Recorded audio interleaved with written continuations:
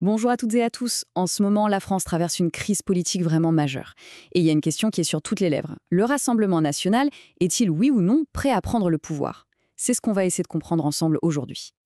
On va commencer avec un chiffre. Un seul, 82%. C'est énorme.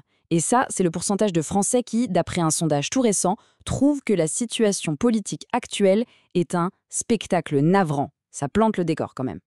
Et attention, derrière ce mot navrant, il n'y a pas juste de la lassitude, non, non, il y a des émotions bien plus fortes, de l'inquiétude, beaucoup d'exaspération et même une forme de colère. Et c'est justement ce mélange un peu explosif qui pourrait être le carburant d'un vrai basculement politique. Alors, pour y voir plus clair, voilà comment on va avancer.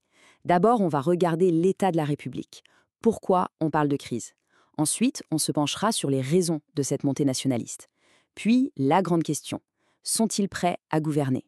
On décortiquera aussi le pari politique un peu fou qui se joue en ce moment. Et on terminera sur cette idée d'une France qui est vraiment face à son destin. Allez, c'est parti, on plonge dedans. Le décor est donc posé. On a un gouvernement qui semble fragilisé, et juste en face, le Rassemblement national de Marine Le Pen, qui sent que le vent tourne et qui réclame une dissolution ultra rapide de l'Assemblée. Ils sentent que le moment est peut-être venu pour eux. Et tenez-vous bien, un autre chiffre, peut-être encore plus fou que le premier, 54%. Plus d'un électeur sur deux. Imaginez un peu, à peine un an après les dernières élections, plus de la moitié des gens veulent déjà tout recommencer, retourner voter.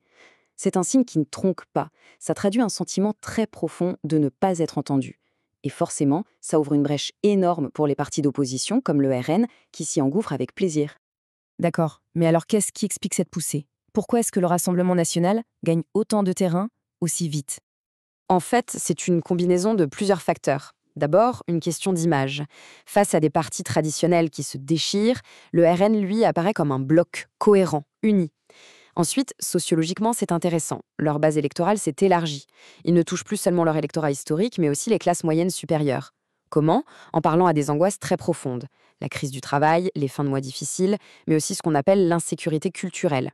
Et puis, ils ont un argument de poids. Ils n'ont jamais été au pouvoir au niveau national. Ils peuvent donc se présenter comme la seule vraie alternative, les seuls à ne pas avoir échoué. Mais voilà, être populaire dans les sondages, c'est une chose, avoir la capacité de gouverner un pays comme la France, c'en est une autre. Alors, malgré cette dynamique très positive pour eux, la question reste entière. Le RN est-il vraiment prêt? Et c'est là qu'on touche au cœur du paradoxe. D'un côté, on a une force politique qui semble bien huilée, qui surfe sur le mécontentement et qui est en phase avec une partie du pays. Et de l'autre, on a des faiblesses qui sont quand même majeures. Des affaires judiciaires qui traînent, très peu d'alliés politiques, et surtout ce doute tenace dans l'opinion sur leurs compétences réelles, leur capacité à gérer les crises, à diriger le pays au quotidien. Et cette phrase, elle illustre parfaitement le problème. C'est une candidate du RN en 2024 qui essaie de se défendre d'accusations de racisme et qui sort ça. Au-delà de l'anecdote, ça met le doigt sur une difficulté bien réelle pour le parti. Trouver des cadres, des candidats qui soient bien préparés, solides et qui ne donnent pas cette image d'amateurisme ou de controverse. Toute cette situation, évidemment, ça force tous les acteurs politiques à faire des calculs, des stratégies complexes, et ça fait surtout voler en éclats les vieilles règles du jeu politique français.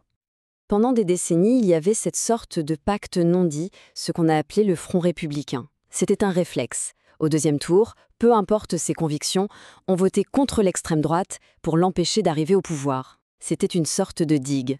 Sauf que voilà, cette digue, elle est en train de céder. Et la preuve, c'est ce chiffre, 53%.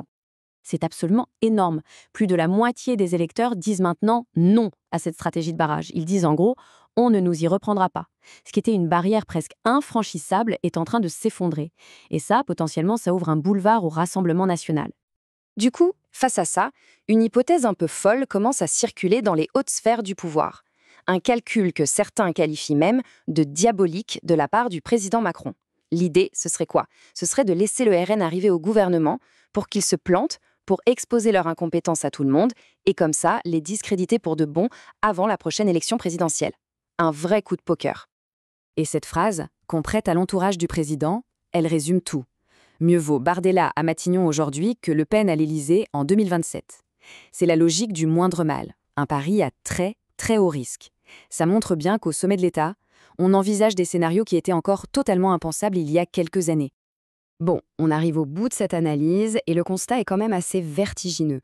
On sent bien que le pays est face à une incertitude profonde. Si on devait résumer la situation, ce serait ça.